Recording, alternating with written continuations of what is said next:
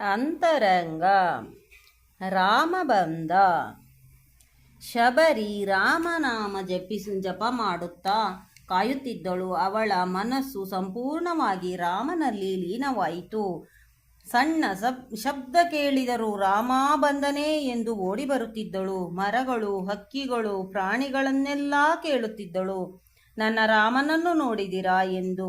ಪ್ರತಿದಿನ ದಾರಿಯನ್ನು ಸ್ವಚ್ಛಗೊಳಿಸುತ್ತಾ ರಾಮನ ಪಾದಗಳಿಗೆ ಎಲ್ಲಿ ಮುಳ್ಳು ತಗಲುಬಾರದೆಂದು ಮನೆಯ ಸುತ್ತ ಗೋಮಯ ಹಚ್ಚಿ ಅಲಂಕರಿಸುತ್ತಿದ್ದಳು. ಉತ್ತಮ ಹಣ್ಣುಗಳನ್ನು ಆಯ್ದು ರಾಮನಿಗಾಗಿ ಇರಿಸುತ್ತಿದ್ದಳು. ಒಂದು ದಿನ ಮಕ್ಕಳು ಓಡಿ ಬಂದು ಹೇಳಿದರು, ಅಮ್ಮ, ರಾಮ ಬರುತ್ತಿದ್ದಾನೆ. ಶಬರಿ ಆನಂದದಿಂದ ನೀರು ತರಲು ಓಡಿದಳು. ಅವಸರದಲ್ಲಿ ಒಬ್ಬ ಋಷಿಯನ್ನು ತಾಕಿದಳು.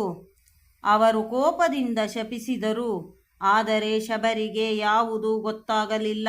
ಇತ್ತ ರಾಮನು ಲಕ್ಷ್ಮಣನಿಗೆ ಹೇಳಿದನು, ನನ್ನನ್ನು ಯಾವುದೋ ಶಕ್ತಿ ಈ ದಿಕ್ಕಿಗೆ ಎಳೆಯುತ್ತಿದೆ. ರಾಮನು ನೇರವಾಗಿ ಶಬರಿಯ ಗುಡಿಸಲಿಗೆ ಬಂದನು.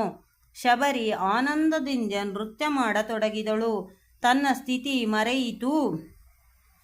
ಲಕ್ಷ್ಮಣನು ಹೇಳಿದನು, ಶಬರಿ, ಸ್ವಾಮಿಯನ್ನು ಸ್ವಾಗತಿಸು.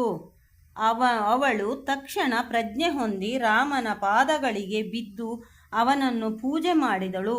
ಆಕೆ ತಿಂದು ಪರೀಕ್ಷಿಸಿದ ಸಿಹಿಯಾದ ಹಣ್ಣುಗಳನ್ನು ರಾಮನಿಗೆ ನೀಡಿದಳು. ರಾಮನು ಅವನ್ನು ಸಂತೋಷದಿಂದ ಸ್ವೀಕರಿಸಿದನು. ಶಬರಿ ಹೇಳಿದಳು, ನಾನು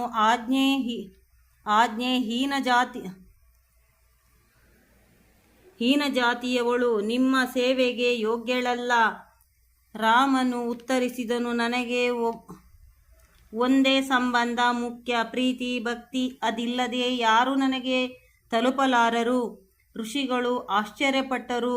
ನದಿ ಕಲುಷಿತವಾದ ಬಗ್ಗೆ ಅವರು ಕೇಳಿದರು. ಲಕ್ಷ್ಮಣನು ಹೇಳಿದನು, ನಿಮ್ಮ ಅಹಂಕಾರದಿಂದ ಇದು ಸಂಬಂಧಿಸಿದೆ. ಶಬರಿ ನದಿಯನ್ನು ಸ್ಪರ್ಶಿಸಿದಾಗ ಅದು ಮತ್ತೆ ಶುದ್ಧವಾಯಿತು.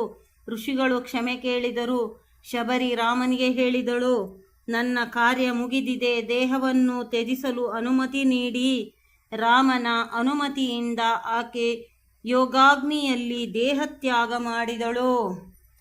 ವಂದನೆಗಳು.